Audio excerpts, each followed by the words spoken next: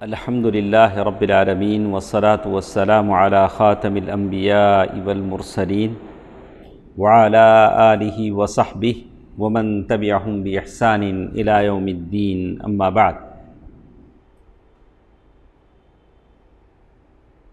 آج کے اس درس میں ہمارے ساتھ میرے اور آپ کے پیارے نبی محمد مصطفیٰ صلی اللہ علیہ وسلم کا آخری سفر کا ذکر ہے، اور خوش نصیب ہیں وہ لوگ جو شروع سے ہمارے ساتھ تھے، جنہوں نے ولادت رسول پڑھا تو آج ہم وفات رسول پڑھ رہے ہیں صلی اللہ علیہ وسلم۔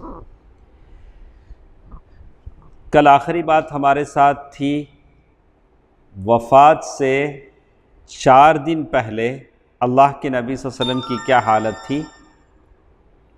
وفات سے 4 دن پہلے اللہ کے نبی صلی اللہ علیہ وسلم کی کیا حالت تھی، تو کہا کہ وفات سے 4 دن پہلے اللہ کے نبی صلی اللہ علیہ وسلم یعنی جمعرات کے دن پیر کو وفات ہوئی، اتوار، ہفتہ، جمعہ، جمعرات کے دن اللہ کے نبی صلی اللہ علیہ وسلم کی تکلیف بہت بڑھی، تو اللہ کے نبی صلی اللہ علیہ وسلم نے کہا کہ کوئی رقعہ لائیں، میں لکھ دوں۔ کچھ باتیں اللہ کے نبی صلی اللہ علیہ وسلم لکھ دینا چاہتے تھے، اور مقصد یہ تھا کہ تم کبھی گمراہ نہ ہوگے، میں ایسی کوئی بات لکھ دوں اسی پر چلو گے، گمراہ نہ ہوگے۔ اس وقت گھر میں کئی اور بھی لوگ تھے، تو عمر رضی اللہ تعالیٰ عنہ بھی تھے، تو عمر رضی اللہ تعالیٰ عنہ نے کہا کہ اللہ کے نبی صلی اللہ علیہ وسلم آپ پر تکلیف کا غلبہ ہے، آپ تکلیف میں ہیں۔ عمر رضی اللہ تعالیٰ عنہ لوگوں سے کہہ رہے ہیں کہ لوگوں، اللہ کے نبی صلی اللہ علیہ وسلم نے رقعہ لکھنے کو کہا ہے کہ لائیں کوئی چیز، وہ رقعہ لکھ دیں، لیکن اللہ کے نبی صلی اللہ علیہ وسلم کی حالت یہ ہے کہ اللہ کے نبی صلی اللہ علیہ وسلم پر تکلیف کا غلبہ ہے، اور تمہارے پاس قرآن ہے، بس اللہ تعالیٰ کی کتاب ہمارے لیے کافی ہے۔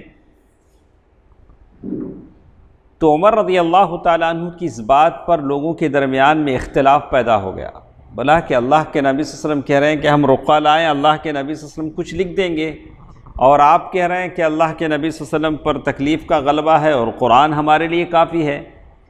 تو ایک سے ایک آوازیں بلند ہو گئی، تو اللہ کے نبی صلی اللہ علیہ وسلم جو بڑی تکلیف میں تھے، دیکھا کہ اختلاف ہو گیا ہے، لوگ جھگڑ پڑے ہیں، کوئی کہہ رہا تھا کہ اللہ کے رسول صلی اللہ علیہ وسلم لکھ دیں، کوئی وہ کہہ رہا تھا جو عمر رضی اللہ تعالیٰ عنہ کہہ رہے ہیں۔ تو جب شور بڑھ گیا تو اللہ کے نبی صلی اللہ علیہ وسلم نے کہا کہ سب لوگ میرے پاس سے اٹھ کر چلے جاؤ۔ کیا بولے؟ سب لوگ کیا کرو؟ میرے پاس سے اٹھ کر چلے جاؤ۔ اس کے بعد اللہ کے نبی صلی اللہ علیہ وسلم نے 3 باتوں کی وصیت فرمائی۔ وصیت کس کو بولتے ہیں؟ ویل نامہ لکھتے نہیں، جانے والا کیا کرتا ہے؟ کچھ باتوں کی وصیت کر جاتا ہے۔ تو پہلی بات یہ تھی کہ یہود و نصارہ اور مشرکین کو جزیرہ عرب سے نکال دو۔ اللہ اکبر! آج یہ نہیں ہو سکا، نہیں، آج پھر یہ لوگ اس جزیرے میں کیا کر رہے ہیں؟ قدم جما رہے ہیں۔ اللہ کے نبی صلی اللہ علیہ وسلم دنیا سے جاتے ہوئے کیا کہہ رہے ہیں کہ ان لوگوں کو جزیرہ عرب سے کیا کرو؟ نکال دو۔ دوسرے اس بات کی تاکید کی کہ جیسے میرے وقت میں جو ڈیلیگیٹس باہر سے آتے تھے، مہمان آتے تھے، ان کی میں نوازش کرتا تھا، بالکل ویسے ہی میرے جانے کے بعد بھی جو مہمان آئیں گے ان کے ساتھ کیا کرنا؟ مہمان نوازی کرنا۔ تو باہر سے جو مہمان آتا ہے وہ آپ کے پاس آپ کے رزق کی برکت لے کر آتا ہے۔ تو لیکن آج کل لوگ مہمانوں سے بھی ڈرنے لگے ہیں، لوگ اتنے یکسو ہو چکے ہیں کہ میرا گھر، میرے بچے، کسی اور سے کیا نہیں ہوتے ہیں؟ برداشت کرنے کو تیار نہیں ہیں۔ اللہ کے نبی صلی اللہ علیہ وسلم کے پاس وفود آتے تھے جگہ جگہ سے، یمن سے، ادھر سے ادھر سے، اللہ کے نبی صلی اللہ علیہ وسلم انہیں دعویٰ کرتے، انہیں کھلاتے پلاتے، مہمان نوازی کرتے، ضیافت کرتے۔ تیسری بات اللہ کے نبی صلی اللہ علیہ وسلم نے کہی، لیکن راوی بھول گئے، حدیث بولنے والے کیا کیے، تیسری بات کیا بولے ان کو یاد نہیں رہا، لیکن وہ کہتے ہیں غالباً یہ کہ کتاب و سنت کو مضبوطی سے پکڑے رہنے کی وصیت کی، یا اسامہ رضی اللہ تعالی عنہ کے لیے جو لشکر تیار کیا تھا اس لشکر کو روانہ کرنے کی وصیت کی، یا آپ کا یہ ارشاد تھا، اللہ کے نبی صلی اللہ علیہ وسلم کہہ رہے تھے نماز اور زیر دست لوگ، نماز اور زیر دست کا مطلب تمہارے انڈر میں جو لوگ کام کرتے ہیں، تمہارے انڈر میں جو نوکر چاکر ہیں۔ کبھی ایسا ہوتا ہے کہ ہمارے انڈر میں بہت سارے مسلمان ہوتے ہیں جن کی عقیدے کی اصلاح کی ہم فکر نہیں کرتے، جن کے نمازوں کی ہم فکر نہیں کرتے، ہم ان کو چھوڑ دیتے ہیں، ہم چپکے سے مسجد کو چلے آتے ہیں۔ یہاں تک تو میں کہتا ہوں کہ اگر مسجد کے دروازے پر کوئی فقیر اگر مسلمان بھی بیٹھا ہو تو آپ اسے تاکید کریں کہ پہلے وہ مسجد میں آ کر نماز پڑھ لیں، پھر بھیک مانگیں، پھر کیا کریں، مسجد کے دروازے پر بھیک مانگیں۔ تو مسجد کے دروازوں پر جو بھکاری ہوتے ہیں ان میں اکثر مسلمان ہوتے ہیں، یہ پیسوں کی بھی بھکاری ہیں، عقیدے کی بھی بھکاری۔ پیسہ مل جا سکتا ہے لیکن عقیدے کی اصلاح نہ ہو، اعمال خیر ان کے اندر نہ ہو، فرائض کی پابندی کی توفیق نہ ہو، تو پھر کیا کہیں۔ تو ایسے لوگ ہم ان کو بتائیں کہ بھئی پہلے آئیے نماز پڑھ لیجئے، اس کے بعد جا کر بھیک مانگ لیے، کوئی حرج نہیں۔ ہو سکتا ہے کہ آپ کے نماز پڑھنے کی وجہ سے اللہ تعالیٰ آپ کو غنی کر دے، بندوں سے مستغنی کر دے۔ رسول اللہ صلی اللہ علیہ وسلم کی بیماری کی شدت کے باوجود، بڑی بیماری ہے، سکرات کی حالت میں ہے، اس دن تک یعنی جمعرات تک تمام نمازیں خود ہی پڑھاتے رہے۔ دیکھیں، نماز پڑھانا، امامت کرنا، محراب میں کھڑا ہونا بہت فضیلت کا کام، اس پر بہت اجر ہے۔ خوش نصیب ہے وہ ائمہ جو نماز پڑھاتے ہیں اور اپنا جو حق ہے نماز پڑھانے کا اس سے دستبردار نہیں ہوتے۔ کچھ لوگ ہیں جو بھی آیا، اچھا تمہیں آج پڑھا لو، تمہیں آج پڑھا لو، مجھے کام ہے تمہیں پڑھا لو، ویسا نہیں۔ اللہ کے نبی صلی اللہ علیہ وسلم انتقال سے 4 دن پہلے تک خود امامت کر رہے ہیں، خود امامت کر رہے ہیں۔ اس روز اللہ کے نبی صلی اللہ علیہ وسلم نے مغرب کی نماز آپ نے پڑھائی، آخری نماز، اس میں آخری سورۃ المرسلات آپ نے پڑھائی، والمرسلات عرفا۔ سورۃ المرسلات اللہ کے نبی صلی اللہ علیہ وسلم نے آخری سورت پڑھائی مغرب کی نماز میں۔ لیکن عشاء کی نماز کا وقت جب آیا، بیماری بڑھ گئی اور تکلیف آپ کی بڑھ گئی صلی اللہ علیہ وسلم۔ اللہ کے نبی صلی اللہ علیہ وسلم میں مسجد جانے کی طاقت بھی نہیں رہی۔ آپ کا حجرہ تو ایسے تھا جیسے وہ ہمارا وہ کیبن ہے اور یہاں مسجد تھی، اللہ کے نبی صلی اللہ علیہ وسلم وہاں سے نکل کر آنے کی طاقت بھی پیروں میں نہیں رہی۔ عائشہ رضی اللہ تعالی عنہ ام المؤمنین نے فرمایا، کہتی ہیں کہ عشاء کے وقت اللہ کے نبی صلی اللہ علیہ وسلم نے کہا کہ کیا لوگوں نے نماز پڑھ لی؟ عشاء کی نماز ہو گئی، مغرب کی نماز کون پڑھا ہے؟ اللہ کے نبی صلی اللہ علیہ وسلم۔ کیا لوگوں نے عشاء کی نماز پڑھ لی؟ تو ام المؤمنین کہتے ہیں ہم نے کہا کہ نہیں یا رسول اللہ، آپ کا انتظار کر رہے ہیں۔ لوگ کس کا انتظار کر رہے ہیں؟ صلی اللہ علیہ وسلم۔ آپ صلی اللہ علیہ وسلم نے فرمایا کہ اچھا ایسا کرو، میرے لیے لگن میں پانی رکھ دو، میرے لیے لگن میں پانی رکھ دو۔ ہم نے ایسے ہی کیا، آپ صلی اللہ علیہ وسلم نے غسل فرمایا، اس کے بعد آپ صلی اللہ علیہ وسلم نے اٹھنا چاہا لیکن پھر بے ہوش ہو گئے۔ صلی اللہ علیہ وسلم کیا ہو گئے؟ بے ہوش ہو گئے۔ جب ہوش آیا تو پھر پوچھا کہ کیا لوگوں نے نماز پڑھ لی؟ پھر افاقہ ہوا تو ہم نے کہا کہ نہیں اللہ کے رسول۔ اس کے بعد پھر بے ہوش ہوئے، پھر بے ہوش ہوئے 2 بار 3 بار، پھر آپ نے غسل فرمایا، پھر اٹھنا چاہا، پھر بے ہوش ہو گئے۔ بالآخر لاسٹ جب اتنی بار ہو گیا تو آخری بار ابو بکر رضی اللہ تعالی عنہ کو پیغام بھیجا کہ وہ لوگوں کو نماز پڑھا دیں۔ لوگ نماز کے انتظار میں بیٹھے۔ ابو بکر رضی اللہ تعالیٰ عنہ نے نماز پڑھائی، اس طرح ابو بکر صدیق رضی اللہ تعالیٰ عنہ نے اللہ کے نبی صلی اللہ علیہ وسلم کے حیات مبارکہ میں 17 نمازیں پڑھائیں۔ کتنے؟ 17 نمازیں اللہ کے نبی صلی اللہ علیہ وسلم کی زندگی میں ابو بکر صدیق رضی اللہ تعالیٰ عنہ نے پڑھائی۔ اب ام المؤمنین عائشہ رضی اللہ تعالیٰ عنہ بار بار اللہ کے نبی صلی اللہ علیہ وسلم کے پاس جاتی، کہتی اے اللہ کے نبی صلی اللہ علیہ وسلم، ابی رجل بکا، میرے جو ابا جان ہیں بہت رونے والے ہیں، آپ ایسا کریں نا، کسی اور کو کیا کریں، نامنیٹ کر دیں، کسی اور کا تعین کر دیں، کسی اور کا نام لے دیں، کس کے لیے؟ نماز پڑھانے کے لیے، کسی اور کو بول دینا۔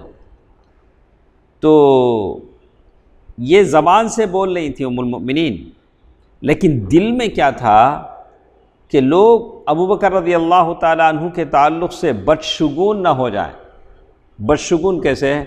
انہوں ابو بکری انہوں نماز پڑھاتے وقتی اللہ کے رسول وفات پائسو، تو کیا ابو بکر رضی اللہ تعالیٰ عنہ کا نام کیا ہو جائے گا اس طرح؟ ام المؤمنین عائشہ رضی اللہ تعالیٰ نے یہ نہیں چاہ رہی تھی کہ میرے ابا کے ساتھ ایسا نہ ہو جائے کہ یہ امام بنے تھے کہ اللہ کے رسول صلی اللہ علیہ وسلم کا کیا ہو گیا؟ انتقال ہو گیا۔ بار بار اللہ کے نبی صلی اللہ علیہ وسلم کے پاس جاتی، اللہ کے نبی صلی اللہ علیہ وسلم بار بار انکار کر دیتے، نہیں، اللہ اور اس کا رسول صرف کس سے راضی ہے؟ ابو بکر صدیق سے راضی ہے رضی اللہ عنہ۔ اور بعد میں اللہ کے نبی سے فرمایا تم یوسف والیاں ہو، کیا ہو؟ تم جو عورتیں ہو کون ہو؟ یوسف والیاں ہو۔ یوسف والیاں ہو، اس بات کا مطلب یہ تھا کہ یوسف علیہ السلام پر فریفتہ تھی کون؟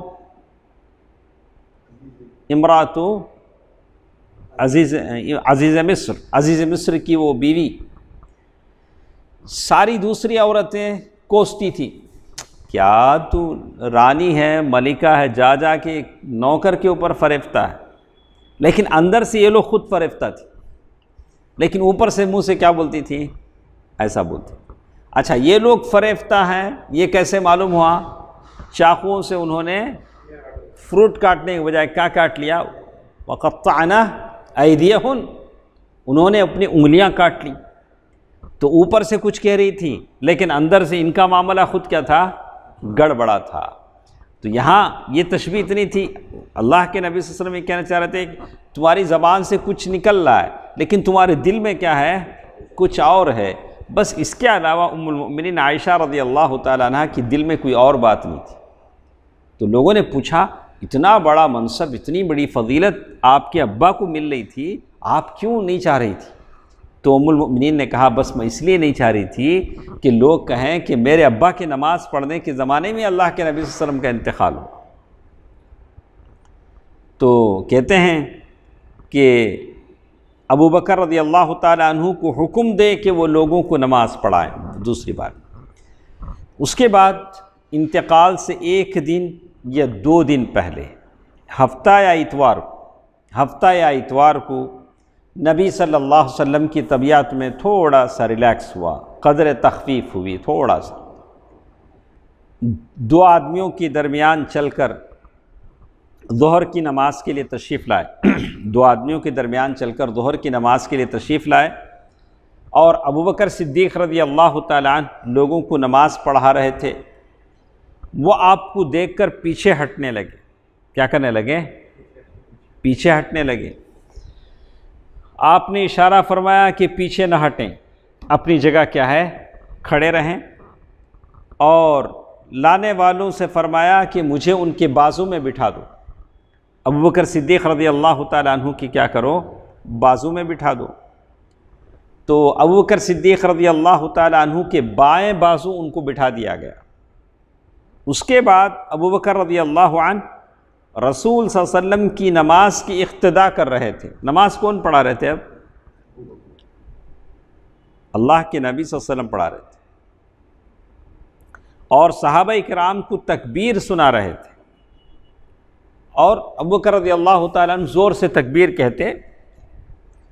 اس کے بعد ایک دن پہلے صلی اللہ علیہ وسلم، وفات سے ایک دن پہلے، مطلب کون سا دن رہا ہوگا؟ اتوار، پیر کو تو انتقال ہوا۔ وفات سے ایک دن پہلے نبی کیا کیا کر رہے ہیں دیکھیں، یہ آپ سن لیں گے تو معلوم ہوگا آپ کی امیدیں، میری امیدیں دولت والوں سے، مالداروں سے، اہل ثروت سے ختم ہو جائیں گی۔ کبھی آدمی کو یہ ہوتا ہے ارے میرے اتنے سارے لوگ ہیں، اتنے سارے دولت والے لوگ ہیں، کیوں مجھے وہ سونے میں نہا نہیں دیتے ہیں کیوں مجھ پر وہ اپنی دولت نچھاور نہیں کر دیتے ہیں؟ اس کی ضرورت نہیں۔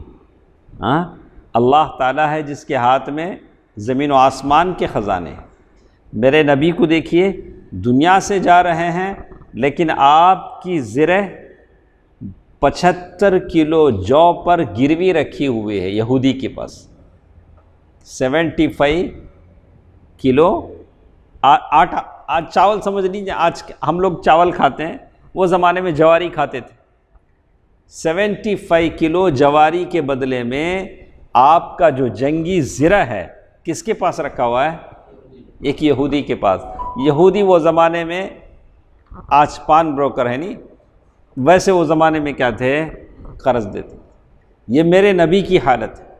اب آپ پوچھ سکتے ہیں کہ بھئی وہ زمانے میں عبد الرحمن ابن عوف تھے، عثمان غنی تھے اور بڑے بڑے مالدار لوگ تھے، پھر یہ حالت کیسے ہوئی؟ اسی کو قناعت کہتے ہیں، اسی کو تواضع کہتے ہیں،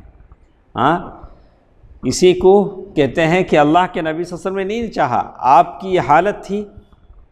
دیکھیے، وفات سے ایک دن پہلے بروز اتوار نبی صلی اللہ علیہ وسلم نے اپنے تمام غلاموں کو آزاد کر دیا۔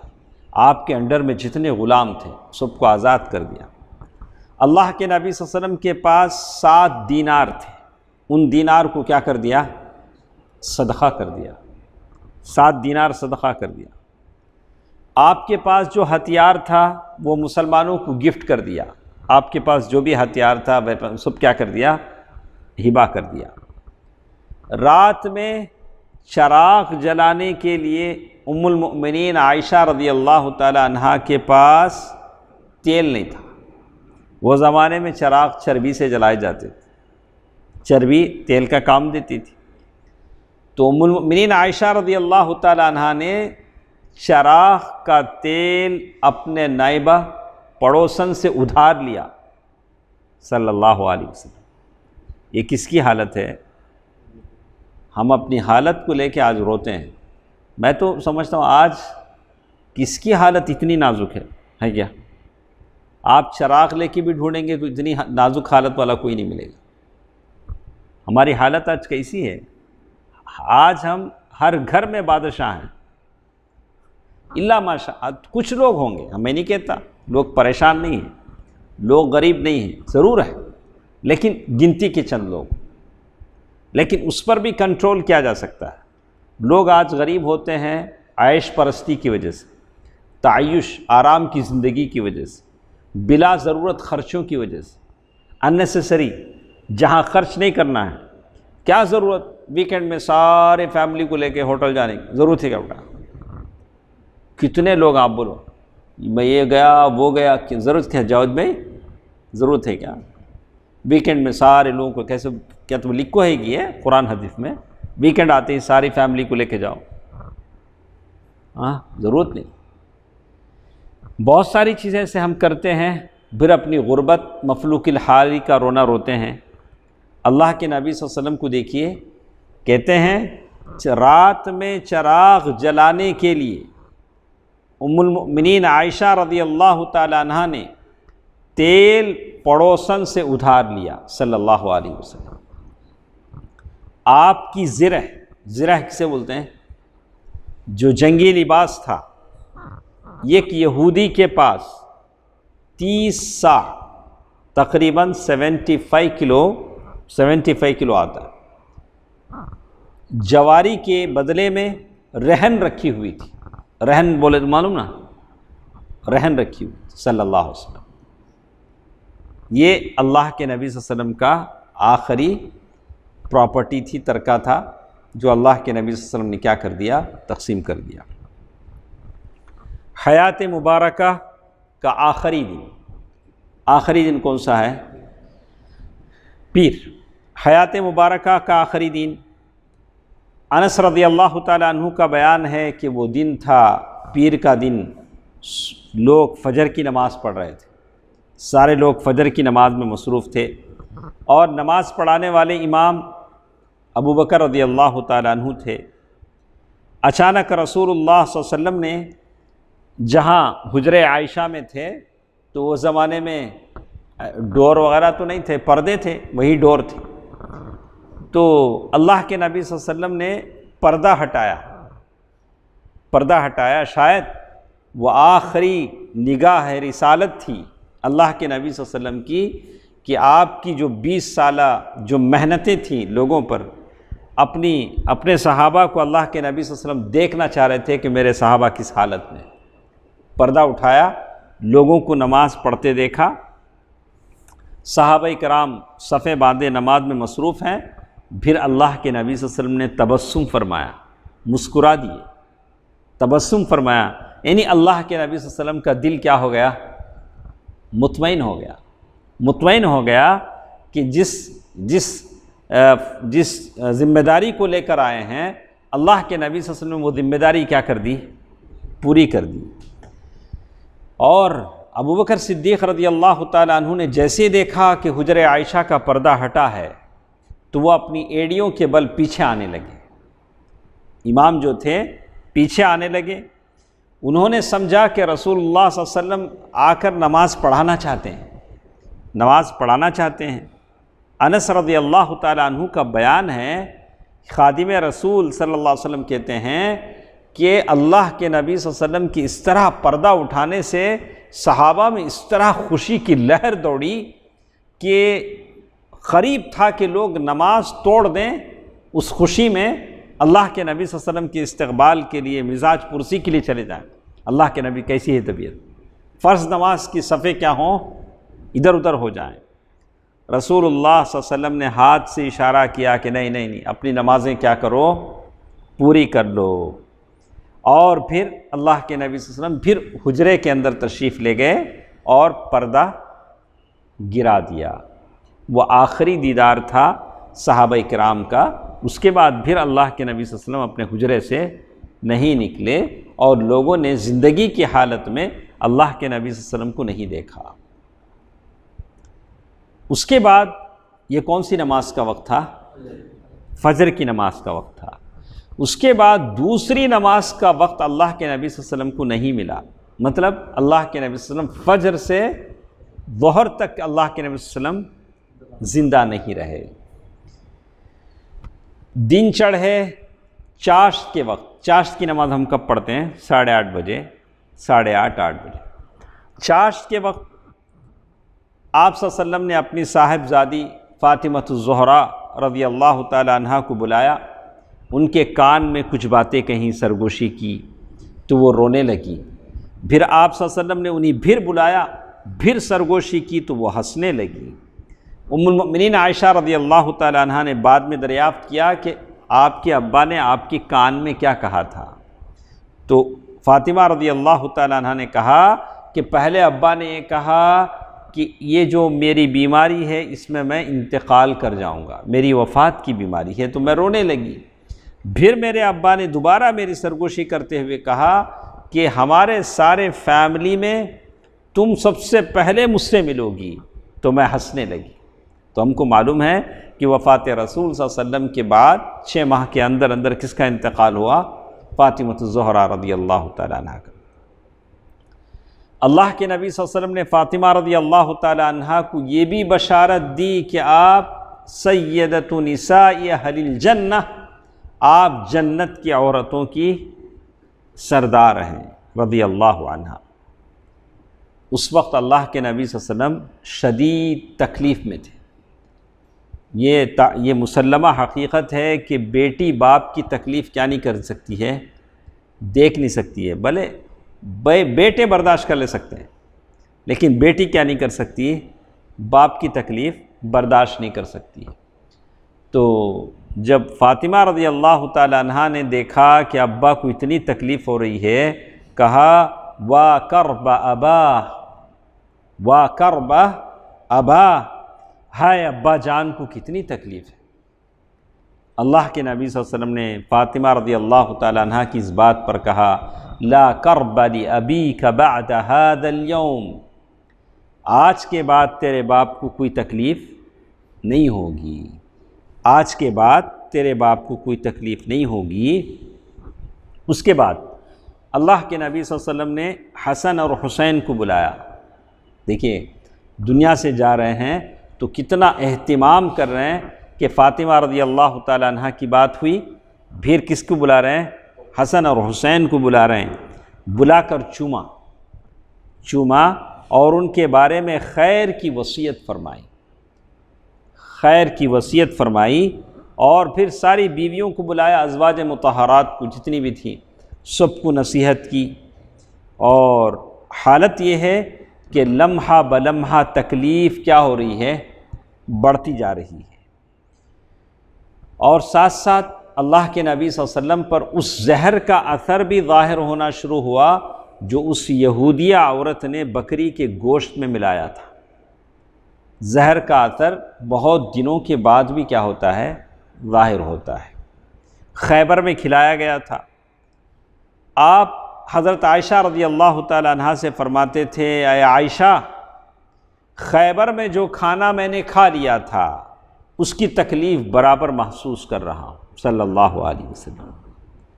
اس وقت مجھے محسوس ہو رہا ہے کہ اس زہر کے اثر سے میری رگیں جان کٹتی جا رہی ہے، جان کی جو رگ ہوتی ہے وہ رگ کیا ہو رہی ہے؟ کٹ ہو رہی ہے۔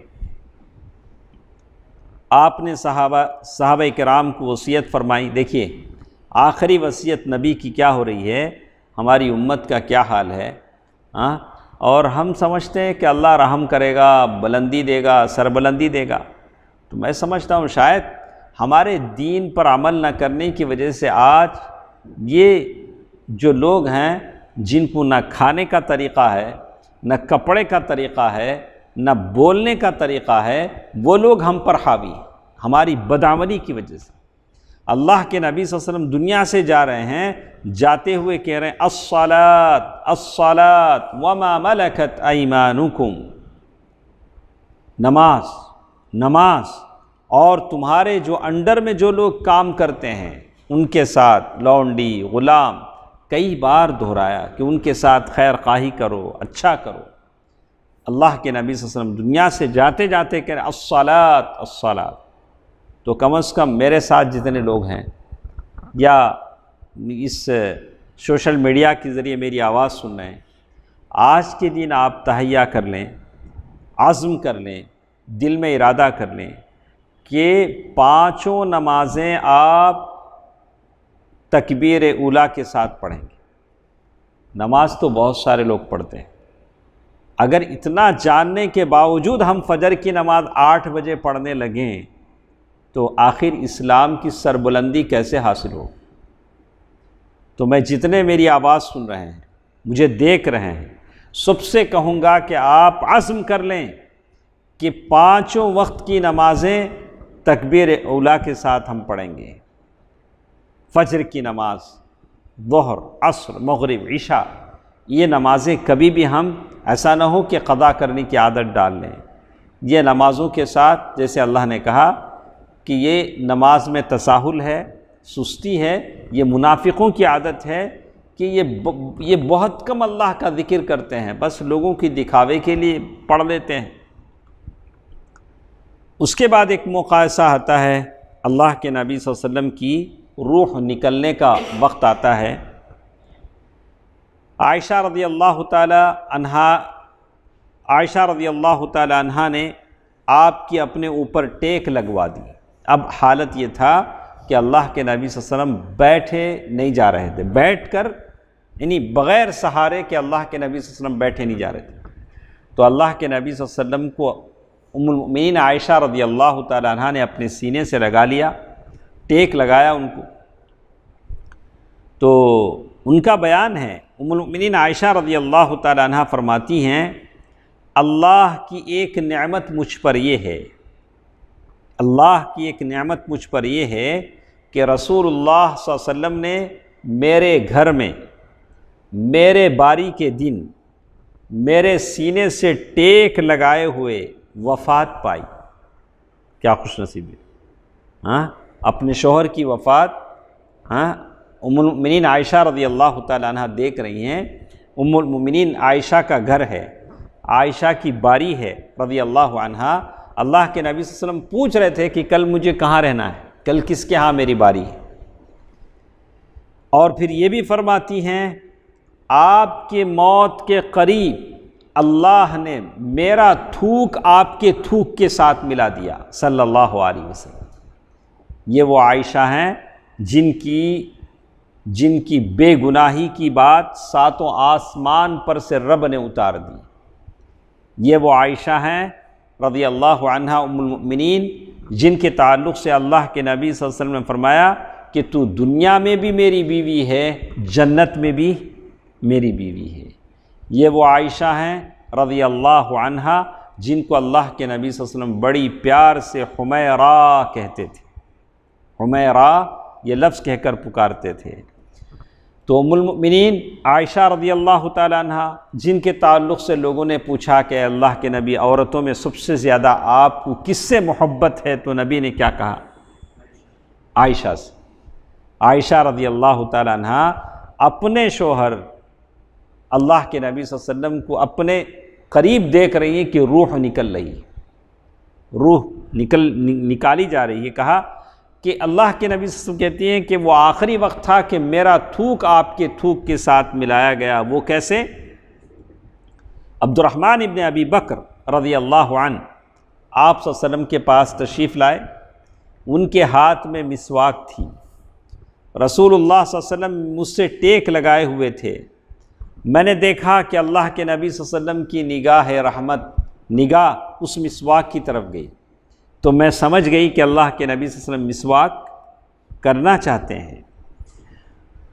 تو میں نے پوچھا اللہ کے نبی کیا وہ مسواک لے لوں، وہ مسواک لے لوں؟ آپ نے سر سے اشارہ فرمایا کہ ہاں، مسواک لے لی۔ تو میں نے مسواک لے کر آپ صلی اللہ علیہ وسلم کو دیا۔ آپ صلی اللہ علیہ وسلم نے دانتوں تلے دبانا چاہا لیکن مسواک بہت سخت تھا۔ تو میں نے پھر اللہ کے نبی صلی اللہ علیہ وسلم سے پوچھا کہ اللہ کے نبی کیا میں مسواک کو آپ کے لیے نرم کر دوں؟ تو اللہ کے نبی صلی اللہ علیہ وسلم نے سر کے اشارے سے کہا کہ ہاں۔ تو میں نے مسواک کو نرم کر دی اور آپ نے نرم مسواک لے کر اچھی طرح مسواک کیا، اور حالت یہ تھی کہ آپ کے سامنے کٹورے میں پانی تھا، آپ کٹورے میں ہاتھ ڈالتے، دونوں ہاتھ ڈال کر پانی جو آتا اس سے چہرہ پونچھتے اور فرماتے جاتے لا الہ الا اللہ، توحید، لا الہ الا اللہ۔ آپ ہمیشہ لا الہ الا اللہ اس لفظ کا خیال رکھیں، اللہ کے سوا کوئی معبود نہیں۔ اور کہا وَيَا لِلْمَوْتِ سَكَرَاتٍ، کہا کہ موت کی سختیاں کتنی، موت کتنی سخت ہے۔ یہ کس کی موت ہے؟ خاتم المرسلین کی موت ہے۔ تو اتنی سخت موت کی تو تیاری ہونی چاہیے، ہاں، میری اور آپ کی تیاری ہونی چاہیے صلی اللہ علیہ وسلم۔ مسواک سے فارغ ہوتے ہی اللہ کے نبی صلی اللہ علیہ وسلم نے آخری کام جو کیا کون سا؟ مسواک۔ مسواک سے فارغ ہوتے ہی آپ نے ہاتھ یا انگلی اٹھائی آسمان کی طرف، نگاہ چھت کی طرف بلند کی، اور آپ کی ہونٹوں نے حرکت کیا۔ سمجھ میں نہیں آتا تھا کہ آپ کے ہونٹوں سے کیا نکل رہا ہے، سنائی نہیں دے رہا تھا۔ ام المؤمنین عائشہ رضی اللہ تعالیٰ عنہ فرماتی ہیں کہ میں نے غور سے سنا کہ آپ کے ہونٹ جو ہل رہے ہیں، کیا الفاظ مبارکہ آپ کی زبان سے نکل رہے ہیں۔ تو اللہ کے نبی صلی اللہ علیہ وسلم کہہ رہے تھے یا اللہ اولئک الذین انعم اللہ علیہم من النبیین والصدیقین والشہداء والصالحین، کہ اللہ کے نبی صلی اللہ علیہ وسلم کی زبان سے نکلیں یا اللہ ان انبیاء کے ساتھ، صدیقین کے ساتھ، شہداء کے ساتھ، صالحین کے ساتھ جن پر تو نے انعام نوازا ہے ان کے ساتھ مجھے بھی کیا کر ملا دے۔ اے اللہ مجھے بخش دے۔ کب کہہ رہے ہیں؟ دنیا سے جاتے ہوئے، جن کی ساری زندگی عبادت میں گزری، جنہوں نے اپنی زبان سے خود کہا کہ میں سب سے زیادہ متقی انسان ہوں، انتقال کے وقت کہہ رہے ہیں یا اللہ مجھے بخش دے، سبحان اللہ، مجھے بخش دے، مجھ پر رحم فرما، مجھے رفیق اعلیٰ میں پہنچا دے صلی اللہ علیہ وسلم۔ اے اللہ رفیق اعلیٰ، آخری فقرہ اللہ کے نبی صلی اللہ علیہ وسلم نے 3 بار دہرایا، رفیق اعلیٰ، اے اللہ رفیق اعلیٰ، بہت بلند ترین دوست رفیق اعلیٰ۔ اور اسی وقت جو ہاتھ اٹھا تھا وہ ہاتھ کیا ہوا؟ کیا ہو گیا؟ جھک گیا، اور آپ رفیق اعلیٰ سے جا ملے، انا للہ و انا الیہ راجعون۔